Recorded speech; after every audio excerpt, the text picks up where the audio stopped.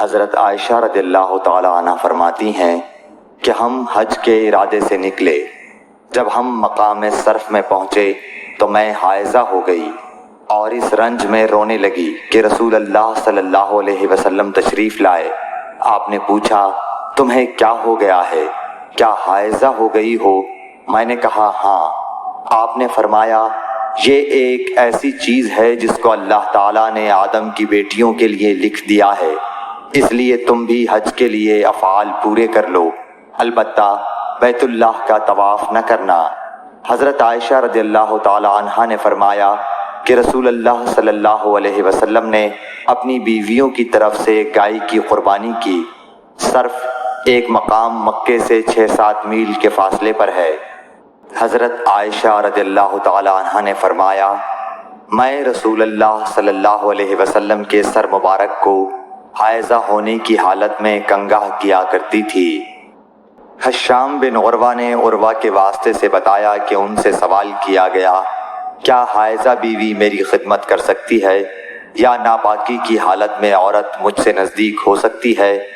عروہ نے فرمایا میرے نزدیک تو اس میں کوئی حرج نہیں ہے، اس طرح کی عورتیں میری بھی خدمت کرتی ہیں اور اس میں کسی کے لیے بھی کوئی حرج نہیں، اس لیے کہ مجھے حضرت عائشہ رضی اللہ تعالی عنہا نے خبر دی کہ وہ رسول کریم صلی اللہ علیہ وسلم کو حائضہ ہونے کی حالت میں کنگھا کیا کرتی تھیں، اور رسول اللہ صلی اللہ علیہ وسلم اس وقت مسجد میں معتکف ہوتے۔ آپ اپنا سر مبارک قریب کر دیتے اور حضرت عائشہ رضی اللہ تعالی عنہا اپنے حجرے ہی سے کنگھا کر دیتی حالانکہ وہ حائضہ ہوتی۔ حضرت عائشہ رضی اللہ تعالی عنہا نے بیان کیا کہ نبی کریم صلی اللہ علیہ وسلم میری گود میں سر رکھ کر قرآن مجید پڑھتے حالانکہ میں اس وقت حیض والی ہوتی تھی۔ ام سلمہ رضی اللہ تعالی عنہا نے کہا کہ میں نبی کریم صلی اللہ علیہ وسلم کے ساتھ ایک چادر میں لیٹی ہوئی تھی، اتنے میں مجھے حیض آ گیا، اس لیے میں آہستہ سے باہر نکل آئی اور اپنے حیض کے کپڑے پہن لیے۔ حضور صلی اللہ علیہ وسلم نے پوچھا کیا تمہیں نفاس آ گیا ہے؟ میں نے عرض کیا ہاں۔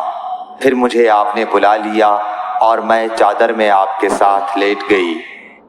حضرت عائشہ رضی اللہ تعالی عنہا نے فرمایا میں اور نبی کریم صلی اللہ علیہ وسلم ایک ہی برتن میں غسل کرتے تھے حالانکہ دونوں جنبی ہوتے۔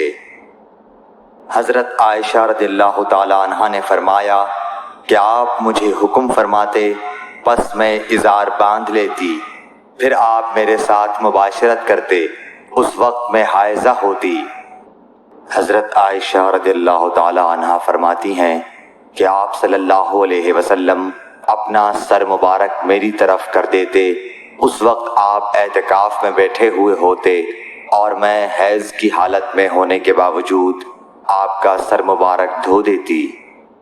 حضرت عائشہ رضی اللہ تعالی عنہا نے فرمایا ہم ازواج میں سے کوئی جب حائضہ ہوتی اس حالت میں رسول اللہ صلی اللہ علیہ وسلم اگر مباشرت کا ارادہ کرتے آپ ازار باندھنے کا حکم دے دیتے باوجود حیض کی زیادتی کے، پھر بدن سے بدن ملاتے۔ آپ نے کہا تم میں ایسا کون ہے جو نبی کریم صلی اللہ علیہ وسلم کی طرح اپنی شہوت پر قابو رکھتا ہو؟ نبی کریم صلی اللہ علیہ وسلم اپنی بیویوں میں سے کسی سے مباشرت کرنا چاہتے اور وہ حائضہ ہوتی تو آپ کے حکم سے وہ پہلے ازار باندھ لیتی۔ رسول کریم صلی اللہ علیہ وسلم عید الاضحیٰ یا عید الفطر میں عیدگاہ تشریف لے گئے، وہاں آپ عورتوں کے پاس سے گزرے اور فرمایا اے عورتوں کی جماعت صدقہ کرو کیونکہ میں نے جہنم میں زیادہ تم ہی کو دیکھا ہے۔ انہوں نے کہا یا رسول اللہ صلی اللہ علیہ وسلم ایسا کیوں؟ آپ نے فرمایا کہ تم لعن طعن بہت کرتی ہو اور شوہر کی ناشکری کرتی ہو، باوجود عقل اور دین میں ناقص ہونے کے میں نے تم سے زیادہ کسی کو بھی ایک عقل مند اور تجربہ کار آدمی کو دیوانہ بنا دینے والا نہیں دیکھا۔ عورتوں نے عرض کی کہ ہمارے دین اور ہماری عقل میں نقصان کیا ہے یا رسول اللہ؟ آپ نے فرمایا کیا عورت کی گواہی مرد کی گواہی سے نصف نہیں ہے؟ انہوں نے کہا جی ہے۔ آپ نے فرمایا بس یہی اس کی عقل کا نقصان ہے۔ پھر آپ نے پوچھا کیا ایسا نہیں ہے کہ جب عورت حائضہ ہو تو نہ نماز پڑھ سکتی ہے نہ روزہ رکھ سکتی ہے؟ عورتوں نے کہا ایسا ہی ہے۔ آپ نے فرمایا کہ یہی اس کے دین کا نقصان ہے۔ حضرت عائشہ رضی اللہ تعالی عنہا نے فرمایا کہ ہم رسول اللہ صلی اللہ علیہ وسلم کے ساتھ حج کے لیے اس طرح نکلے کہ ہماری زبانوں پر حج کے علاوہ اور کوئی ذکر ہی نہ تھا۔ جب ہم مقام صرف پہنچے تو مجھے حیض آ گیا۔ اس غم سے میں رو رہی تھی کہ نبی صلی اللہ علیہ وسلم تشریف لائے۔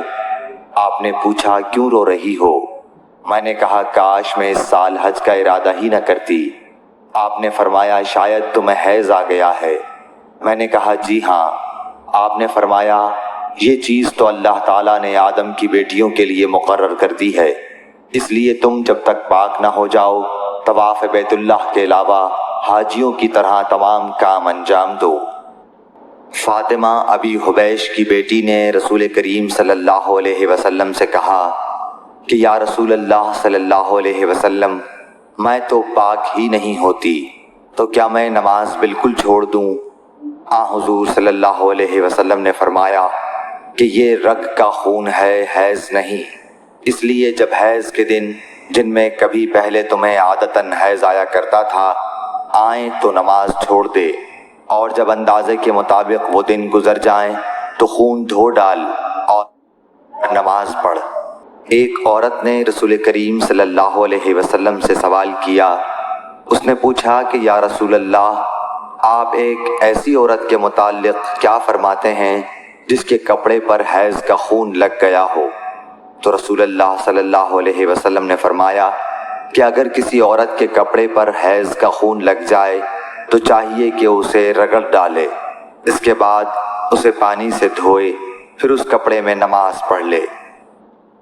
حضرت عائشہ رضی اللہ تعالی عنہا نے فرمایا کہ ہمیں حیض آتا تو کپڑے کو پاک کرتے وقت ہم خون کو مل دیتے، پھر اس جگہ کو دھو لیتی اور تمام کپڑے پر پانی بہا دیتی اور اسے پہن کر نماز پڑھتی۔